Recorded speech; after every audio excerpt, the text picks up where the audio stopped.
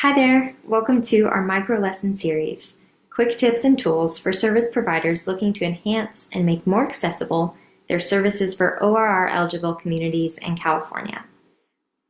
This micro lesson is part of a larger project, the California Newcomer Project, in coordination with CDSS and the Refugee Programs Bureau. Our goal is to equip you with practical, easy-to-use tools that you can bring directly into your work. Today's focus is motivational interviewing. Motivational interviewing is more than a technique or a set of tools. It's a mindset that shapes how we enter conversations and is particularly helpful with clients who are either not ready to address a situation or who are having a difficult time making a decision. This matters for service providers working with ORR-eligible communities because limited choice during displacement and resettlement can lead to hesitancy or uncertainty. You may have noticed clients feeling stuck in their resettlement goals or having difficulty making a decision. Motivational interviewing can help us support clients in their efforts to think about change and move toward making a decision that aligns with what they want. And because motivational interviewing has been effectively used across cultures, it is well suited for use in the settings where we are engaging with clients from multiple cultures. Let's walk through 3 quick tips. Tip number 1, align your mindset, not just your methods. The spirit of motivational interviewing is about being client-centered, collaborative, evoking intrinsic motivation, and exploring ambivalence. Client-centered. Motivational interviewing emphasizes clients' inherent worth and autonomy. Collaborative. This is a partnership where clients are the experts in what they want and how they want to get there, and we are here to help empower clients get where they want to go. Evokes intrinsic motivation means that we are focused on supporting clients as they uncover their motivation for change, not trying to get them to do what we want them to do.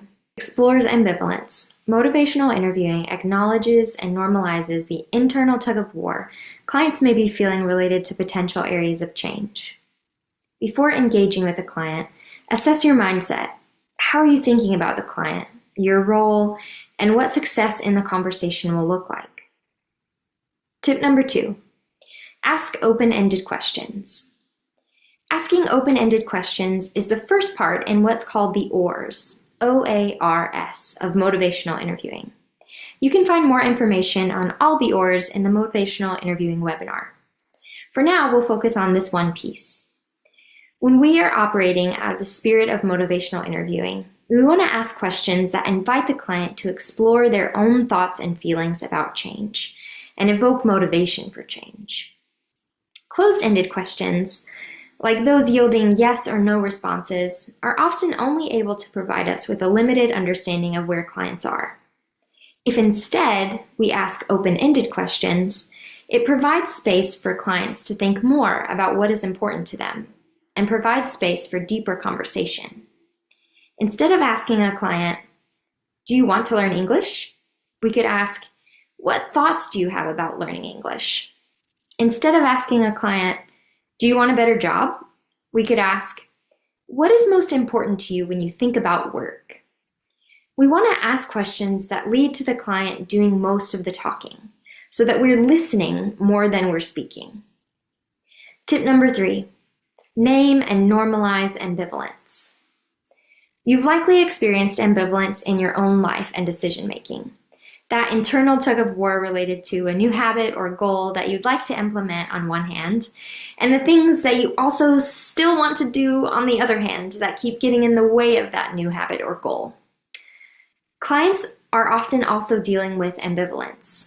A client may want to address their recently diagnosed diabetes, but also not want to give up foods that help them feel connected to their home.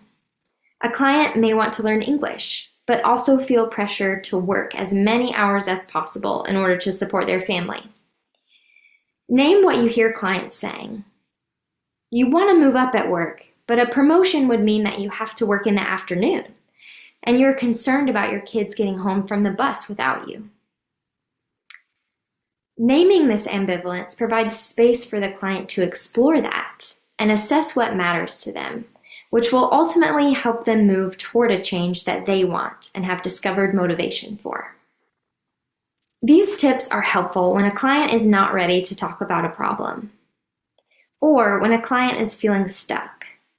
They're simple, client-friendly habits that anyone can use. Imagine a conversation with a client who is unsure about enrolling in English classes due to work schedule conflicts and responsibilities at home. Remind yourself about the spirit of motivational interviewing. The client has inherent worth and autonomy. They are the expert, and I'm here to help them get wherever they want to go. Ask open-ended questions that help evoke their motivation for change. What feels the most important to you right now? Name and normalize ambivalence. You really want to learn English, but you work a long shift, and when you get home, you have responsibilities there, and it's difficult to find time and energy to go to class. How might you continue that conversation? How might you be mindful of your mindset? What other open-ended questions might you ask? What would you listen for? In implementing these tips, we're supporting and empowering clients. To recap, today you learned 3 quick tips for utilizing motivational interviewing with clients. Align your mindset, not just your methods. Ask open-ended questions, and name and normalize ambivalence.